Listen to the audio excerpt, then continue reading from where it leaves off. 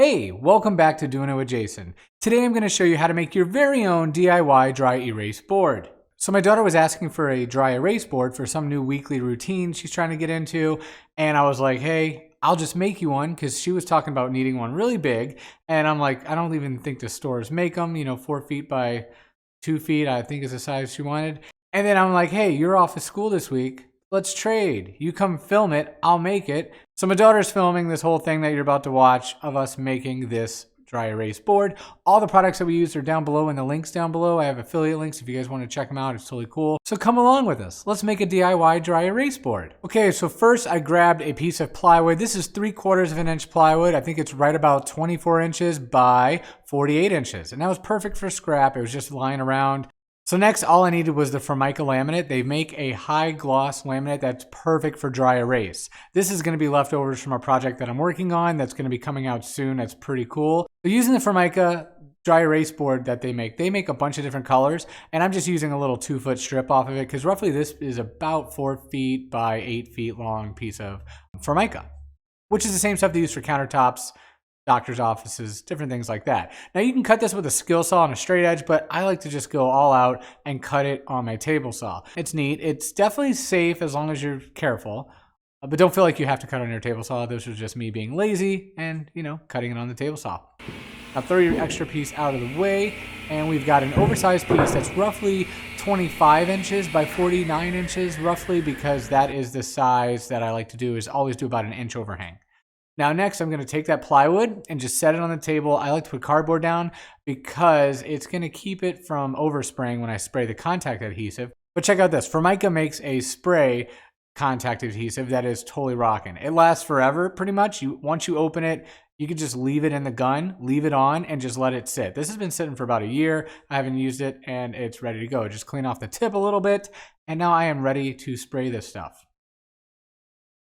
The nice thing about the spray is it comes out almost like a web, real light consistency, really even and smooth, and you don't use a lot of it. So you just spray a nice little coat like so, and then I go, cross-hatching. I'll go the other way, a nice little light coat. And I'll do this to each piece. First, I'll start with my outside laminate piece because, I could just put it on top of the piece it's going to, move it out of the way, and it saves some room. So now I just set that aside, and I'm going to let that dry.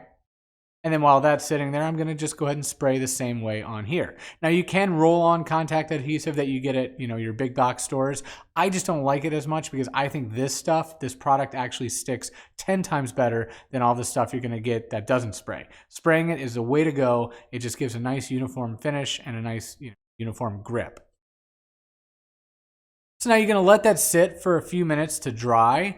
The main thing is you want it to be tacky, but not too tacky. So depending on the humidity and the weather and all that, you can leave it for about 5 minutes and it should be okay as long as it's not wet. Tacky is good. Now I also like to rub my finger around the edge like here, and this gets all the extra webbing glue off and makes it easier for the next step, which will be routing. And having the router and touching all that glue just makes for a mess, and you're constantly cleaning your bits, and that just saves you a little time. Plus I oversized everything, so it's all gonna be cut off anyhow.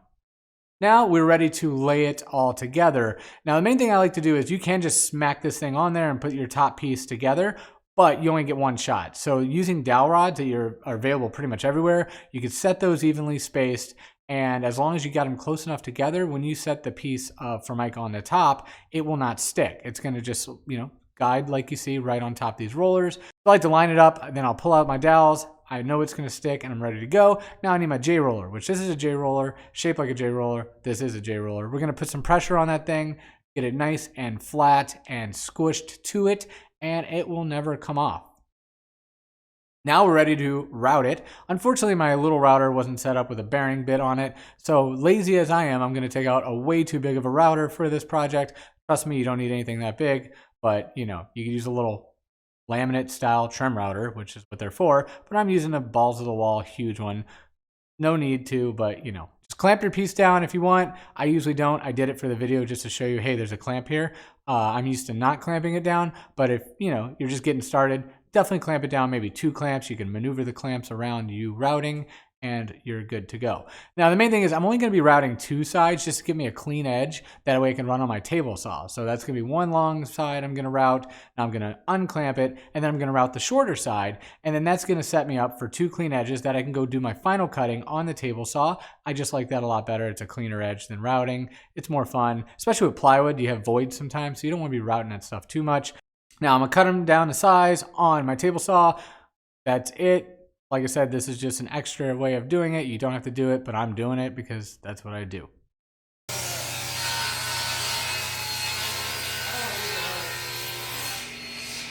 Now, the cool part about this laminate is it comes with plastic wrap to protect it while you're routing it and doing all your tooling on it, and you won't scratch it up. So you take off that thin layer of plastic when you're all done and you're 100% for sure this is it, and then you test it out.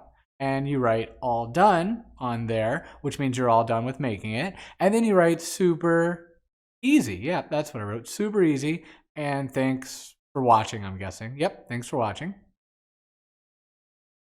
And of course, what am I going to write next? Oh, subscribe. Of course, with a backwards YouTube. There you go. Right? Get the YouTube logo the right way. There you go. Be sure to subscribe. Like it if you do. And we'll see you next time when we make something else super easy.